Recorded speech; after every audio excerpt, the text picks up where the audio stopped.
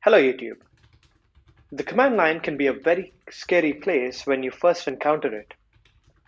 If you've ever tried installing Python or running some basic programming code, you've always dealt with things like pip or bash or homebrew, and many of these commands can be really scary. It's like trying to decrypt a cryptic word or phrases. It's almost like you've been sucked into the Matrix movie, expecting to be able to decrypt an endless stream of phrases that make no sense. Or do they? Because in this video, if you're one of those people who've suffered from that, then you're in luck.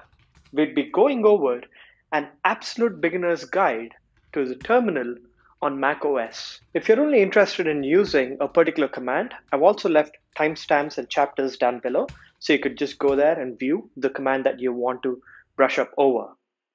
So let's just get started. So you can access terminal in a couple of different ways. The first way is using the Spotlight search, command space, and type in terminal. This should open up the terminal window.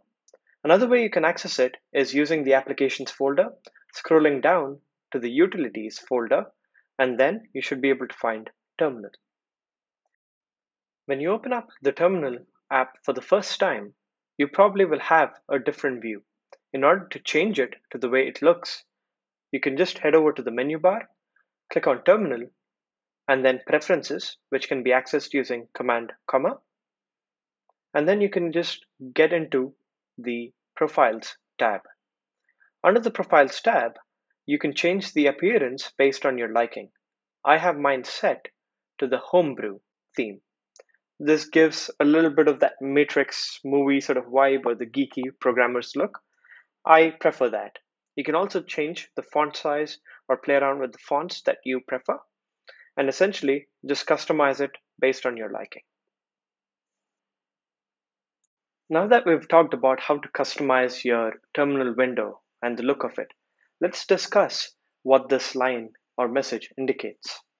The blinking cursor represents the start of your command. As you can see, that's where you start from. The $ next to the cursor indicates the type of shell you're running. In this case, the sign would indicate that you're running Born Again shell, also known as bash. And the word next to the $, in my case it's Maitreya, represents the current directory that you're working out of. We'll talk about directories in detail soon enough, but for now just keep that in mind. Let's go to our first command. The first command that we'll be talking about today is the clear command. In order to run the command on your terminal, you just have to type up the command and hit enter or return on your keyboard. As you can see, when I type in clear and return, it'll just clear up the workspace. It doesn't necessarily delete everything in the session, but it just makes space by pushing out the previous commands. Before we talk about directories, let me go ahead and open up the Finder window. You can open up a Finder window by going to the Finder menu bar and go to Go and select Open and Closing Folder. And this window opens up. Within this folder, as you could see, there are many other files and folders inside of it. So in the command line interface, you could see that Maitreya is a folder that I'm working inside. So when I use the command pwd and click enter, it gives me a path as to where I'm working in. So as you can see, the folder Maitreya is inside of the users folder. The user folder right now is the parent folder because it is the base folder, and Maitreya is a subdirectory. So in other words, folder is something that you use in the graphical side, and directory is a word that you can use in the command line side. Now, using the graphical user interface, it's very intuitive to see what files and folders are inside one folder. How do we do that in the command prompt? Well, it's actually very simple. You use the command ls. ls is short for list, and when you return, you could see that it lists out all the subfolders or files that are inside of the Maitreya folder. So now you know how to actually print out your current working directory and also list all the files and folders inside of that directory. Let's take a look at how you enter or get into a directory. On the graphical side, you just have to double click on the folder that you want to get into. I want to get into movies, as you saw. I just double click it and I'm inside. On the command prompt, you use a command called cd, which is short for change directory, and you have to mention which directory you want to get into. In this case, it would be movies. So once I type in movies, change directory, cd movies, and hit return, I am now inside the movies folder, which is inside the Maitreya folder. Using the ls command now, let's view what files and folders are inside the Maitreya movies directory. And as you can see, all the files and folders are again listed. Now that we've seen how to get inside of a directory, let's talk about how we can come back a step. So how do I actually return back to the previous directory? On the graphical side, you use the back and forward buttons to move forth or back. On the command prompt, you use the command cd dot dot. So the dot dot essentially tells the command prompt to move back a directory. So as you could see, we've moved from movies back to the Maitreya folder. Now, in order to show you how this works better, let me actually go ahead and get into movies again. You can see the working directory. I'm inside of the movies, which is inside Maitreya. Now, if I perform cd dot dot and run pwd, you'll notice that I've come one step back. So you can think of cd dot dot being your back arrow in the Finder window. Okay, so we know how to get back. Let's see another shortcut or a command that will help you get back to the root folder. For this, let me actually get into the movies folder. Now that I've gotten into the movies folder, let me do the same on the graphical side. I want to get into the TV folder. So in this case, I'll change my directory to TV. So before I do that, let me just press ls. You'll see that the TV directory is listed here. So all I do is change directory to TV and press return. You'll see that I'm inside of the TV folder. And when I press ls, you'll see that these two folders are listed.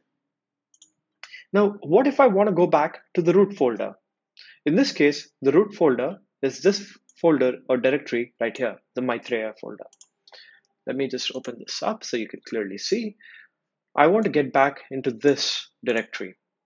Now, instead of actually going back and doing cd dot dot and then again cd dot dot, there is an easier command that you can use to go back to the root folder, and that is cd tilde. Tilde is the key that's beside the number key 1 or above your tab key. Now, once you run this command and hit enter or return, it'll actually get you back to the root folder. So let's hit return and print working directory. As you can see, we're back to our root folder. So using the cd tilde command will help you get to the root folder or the parent folder in which the subdirectories exist. Now, let's take a quick look at how you can create new folders or directories. On the graphical side, in the Finder window, you can create a new folder by right-clicking and hitting the New Folder option. I'm going to call this folder test1. Similarly, on the command prompt, you can use the command mkdir, make directory, and give it a folder name. I'm going to call it test2. So make directory test2 and hit enter. And this should create a new folder, which should appear on the Finder window. So now that you've seen how to navigate around directories and create a new directory, we'll talk about how you can create an editable text file using the command prompt. The first thing that you'll have to do is know what directory you're working in. For that, I'll use the pwd command, and you can see that I am under the test1 directory inside of the Maitreya folder. So in this directory, I want to create a new file. I can do that using the command touch, Touch, and provide it with a file name. In this case, I'll call the file text.txt. And so when I hit enter or return, it should create a new editable file, which then opens up with the default TextEdit app on the Mac. So we've created a new file. Now let's take a look at how you can edit it using an editor in the command prompt. There are a couple of ways you can actually edit documents on your command prompt. We'll talk about the easier one. The command that you use is called nano, N-A-N-O, and type in the text file that you want to edit, in this case text.txt, and hit return. And you'll see that we are presented with the command line interface text editor. I'll make this window a little bigger.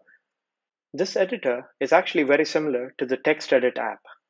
As you can see, we're presented with similar options. I could just go ahead and type in the content that I want. Hello YouTube, and welcome to this tutorial. Command line interface is super fun. As I mentioned previously, this editor is very similar to the TextEdit application. In the TextEdit, when I type in anything I want to save it, I just go to File and Save. On the command prompt, you can actually do that by using the commands that are given down below. We can save this document using the writeout command. Writeout command can be achieved using the caret symbol, which on your Mac keyboard represents the control key. So pressing Ctrl O should get you to save the document. It'll now ask you to type in the file name, and because I want to save it in the same file, I give it exactly the same file name, text.txt, and then hit enter. To show you that the changes have been reflected, let me go ahead and close it, and when we reopen, you'll see that the entire content that we've saved is now written into the text file. And to exit out of the editor in the command prompt, just Control X and it should get you out of it. So you've now seen how to create new folders, new files, and how to edit a text file using the nano command and the touch command. Now to reinforce this particular technique, let me just go ahead and create and run the nano command. Running nano will call the editor, and this time around I'll call the file text1. As you could see, no such text file exists within our Finder. So what the command prompt will do is actually create a new text file and open up the editor directly. In the editor, let me just go ahead and type in, this is a new text file that I am editing, full stop. And when I go ahead and save it using the caret or Control O, it'll ask me where do I want to write it. And now when I give it text1.txt and press enter, you'll notice that it went ahead and created a new text file. So that's how you can use nano. You don't necessarily have to create using the touch command and then edit using the nano command. But if you don't have a file, you can go ahead and create one and edit it directly using the nano command. We now know how we can create directories and also editable files, how to edit them and save them. Let's take a look at how you can delete and remove files and folders. First, we'll start off with a file. Now, if I want to remove, I use the command rm and provide the file name. In this case, I want to remove text1.txt. So I just enter that and return. And you'll notice that it's deleted straight away. Unlike the graphical user interface, where when you right click and remove, it goes into trash. But using the command prompt and the remove command, it'll delete the file permanently without getting into trash. So you can never recover it. So make sure you actually want to remove the file. Now, if I want to remove the directory, in this case, test2, first I have to make sure I'm working in the same path. For that, let me just print out my current working directory, and you can see that I'm in test1. I'll go back a step using the command cd dot dot. So using the cd dot dot command, I can go back a step, and this has got me back into my root folder where I can see test1. Now, if I want to go ahead and remove test2, when I use the command rm test2, the terminal actually returns an error. It says test2 is a directory and this operation cannot be performed. That's because a directory is a little bit different from a file. In order to remove a file, you can use the command rm. But to remove a directory, you got to add in the -r or -r and then test2. So your command would be rm-r and the name of the directory. And now when you press enter or return, it will go ahead and delete the folder. Similarly, let's do that again with the test folder. Just run the rm-r test and you should see that the folder is now deleted. And that's how you delete files and folders using the rm and rm-r command on the terminal command prompt.